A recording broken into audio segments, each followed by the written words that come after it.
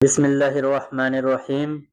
بہت زمانے پہلے کی بات ہے جب ہندوستان پاکستان ایک ہی تھا۔ پنجاب کے ایک پرانے گاؤں میں اشرف دادا کا گھرانہ آباد تھا۔ اشرف دادا اس خاندان کے بزرگ تھے اور دیکھا جائے تو پڑوس کے سبھی گھروں میں وہ سب سے زیادہ بزرگ تھے۔ ہر کوئی ان کی بہت عزت کرتا تھا۔ اشرف دادا کو ان کے پوتے اور پوتیوں کے دیکھا دیکھی محلے کے سبھی بچے انہیں اشرف دادا کے نام سے پکارتے تھے۔ جہاں پر ان کا گھر تھا اس کے آس پاس میں تقریباً 20-25 مکان تھے۔ ان کے سامنے کھیت، ان کھیتوں کے پاس 34 پیڑ تھے۔ کیونکہ یہ پیڑ آس پاس میں ہی تھے اسی لیے ان کا سایہ بہت گھنا اور سکون بھرا تھا۔ بس صبح ہوتے ہی اشرف دادا انہی پیڑوں کے نیچے چارپائی بچھا لیا کرتے تھے اور دن بھر اسی چارپائی پر بیٹھ کر حقہ پیتے رہتے۔ دوپہر کے وقت ان کی بہویں وہیں پر ان کے لیے کھانا لے آتی۔ مغرب کی نماز کے بعد ان کو ان کے پوتے گھر کی طرف لے جاتے۔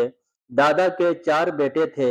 2 کی شادی ان کی بیگم نے اپنے ہاتھوں سے کی تھی، پھر ان کی نیک بیگم کا انتقال ہو گیا اور باقی دونوں بیٹوں کی شادیاں ان کی دونوں بہوؤں نے دیکھ بھال کر کروائی۔ البتہ اشرف دادا کی کوئی بیٹی نہیں تھی، لہٰذا ان کی بہویں ان کا سارا کام کرتی تھی اور اشرف دادا سارا دن گھر سے دور پیڑ کے نیچے بیٹھے رہتے۔ آتے جاتے اشرف دادا کو لوگ سلام کرتے، ان کا حال چال پوچھتے اور پھر چلے جاتے۔ لیکن اشرف دادا کی اس قدر شہرت کی وجہ ان کی بزرگی نہیں تھی بلکہ ان کا کاروبار تھا جو کہ سالوں سے چلتا آ رہا تھا۔ اشرف دادا گاؤں والوں کا چلتا پھرتا بینک تھے۔ کسی کو کوئی ضرورت آن پڑتی یا کوئی سنگین بیماری آن پڑتی یا کسی کی بیٹی یا بیٹے کی شادی آن پڑتی یا کسی کو کسی بھی طرح کی پریشانی ہوتی یا ہر وہ کام جس میں گاؤں والوں کو پیسے کی ضرورت ہوتی تو وہ بے جھجک اشرف دادا سے قرض لے لیا کرتے اور اشرف دادا ان کو فوراً قرض دے دیا کرتے۔ بلکہ اشرف دادا ان سے بہت محبت سے پیش آتے اور بھلا آتے بھی کیوں نہ، اکثر دادا اس قرض کے بدلے اپنی مرضی سے سود لگاتے اور یہی کاروبار وہ سالوں سے کرتے ہوئے آ رہے تھے۔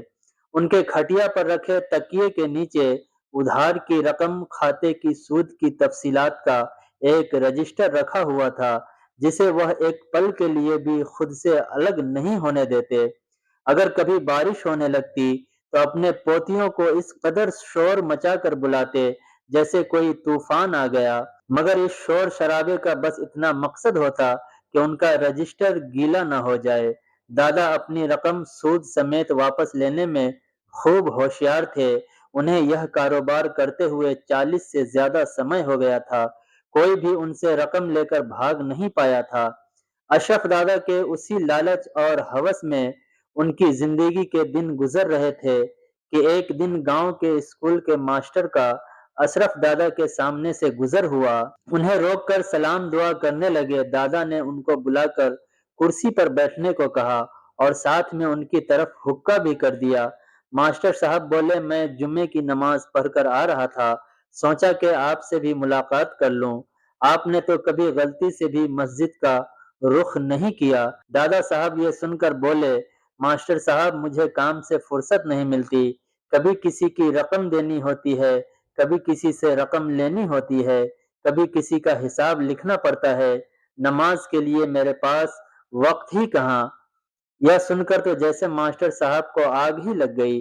کہنے لگے، دادا سود کھانا حرام ہے، اگر آپ بنا سود کے لوگوں کی مدد کرنا چاہے، ادھار ہی صحیح، اور وہ مدت پر واپس لے لے تو آپ کو ثواب بھی ملے گا اور لوگوں کی بھی مدد ہو جائے گی۔ لیکن دادا کو کہاں نیکی کی بات سننی تھی۔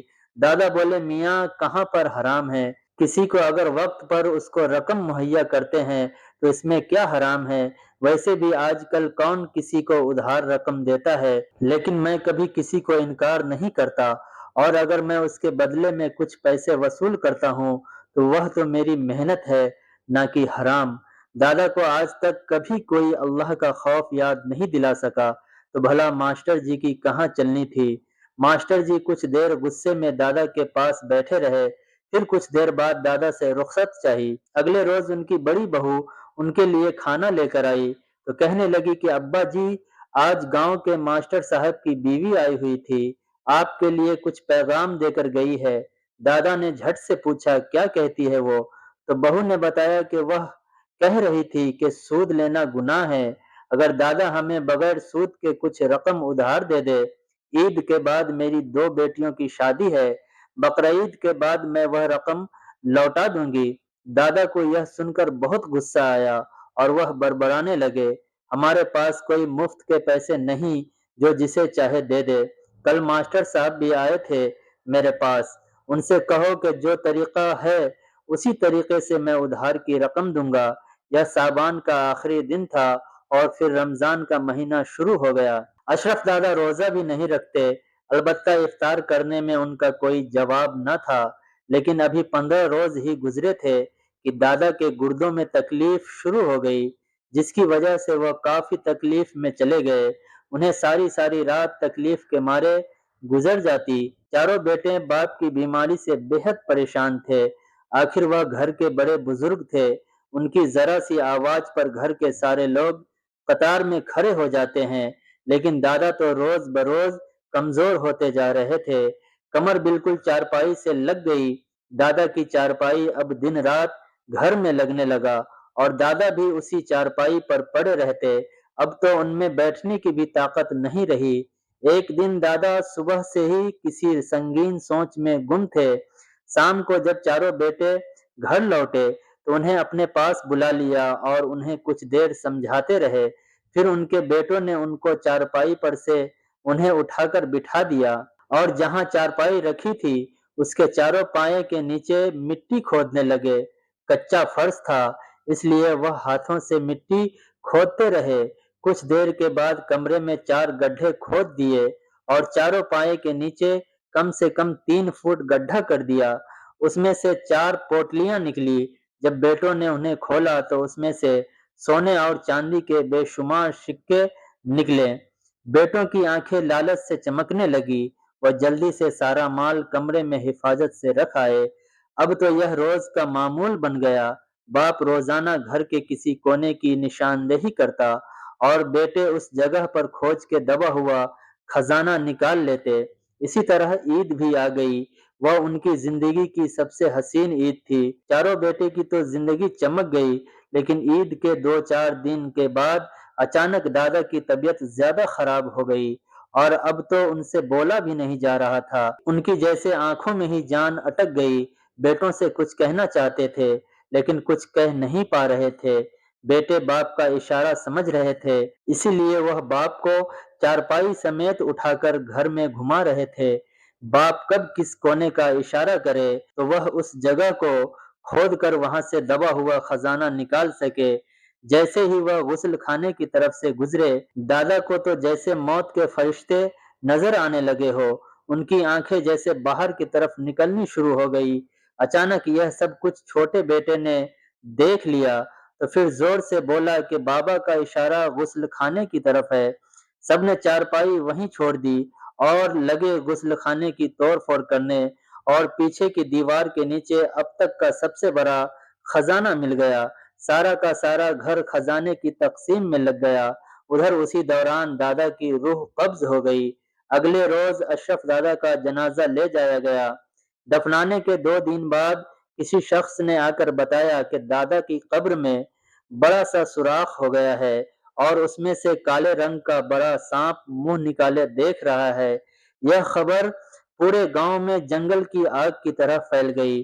ان کے خاندان سے لے کر پورے گاؤں کے لوگوں نے اس واقعے کو اپنی آنکھوں سے دیکھا۔ واقعی وہاں پر ایک بہت بڑا سانپ موجود تھا جو کہ دادا کی قبر میں سے ایک سوراخ میں سے اپنا منہ نکالتا اور پھر اندر چلا جاتا۔ یہ سانپ اللہ کا عذاب تھا اشرف دادا کے لیے، جو کہ انہیں ساری زندگی سود خوری کی وجہ سے ملا تھا۔ وہ اپنی دولت قبر تک ساتھ نہ لے جا سکے اور ان کی اولاد اسی دولت کے بنٹوارے کی وجہ سے دادا کے آخری وقت میں ان کے ساتھ نہیں تھے۔ اشرف دادا کے عبرتناک انجام کی مولوی صاحب ہر جمعے کو لوگوں کو جمعے کے خطبے میں سناتے اور انہیں سود خوری جیسے لالچ سے دور رہنے کو کہتے ہیں۔ محترم عزیز دوستوں، سود حرام ہے اور اسلام میں اس کی منائی ہے، اور سود کھانے والوں کا انجام بہت برا ہوتا ہے۔ اس لیے عزیز دوستوں، اپنے مال کو پاک کیجئے، سود سے بچیے اور اپنے خاندان کو بچائیے۔ جزاک اللہ خیرا جزا۔